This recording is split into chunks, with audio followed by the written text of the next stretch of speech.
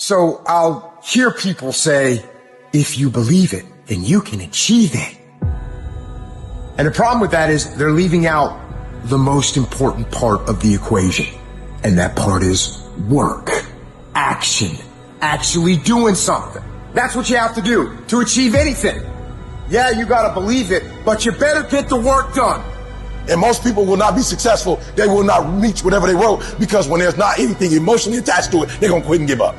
Most people were closer than they ever thought they were to finishing that big thing, but they never finished it because they didn't feel like finishing it. Or they were doing it and it was pain. And most people quit in the pain because the pain hurts so bad that they don't know if they want to keep going to get to go. Because you're going to wake up most days and not feel like it. You're going to wake up most days and not be pumped up. You're going to wake up most days and not feel like doing it.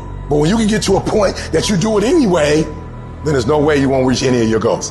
There's things that you know you're supposed to do as a human being. Things that you know are going to improve your life. Do those things. There's things that you know are going to make you a worse person and make your life worse. Don't do those things.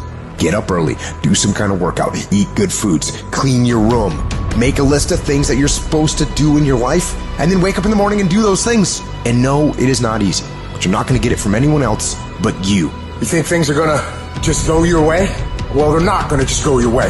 You got to make them go your way. You think things are going to just happen for you? Well, they're not just going to happen for you. You got to make them happen. If you wrote that this is the class that you were signed up for, then be at every single class. Make up in your mind, I will not miss one class. Every engagement I do, I don't care what event it is. When I show up, I'm bringing you the best version of Eric Thomas. No excuses. Because I'm pissed off for greatness.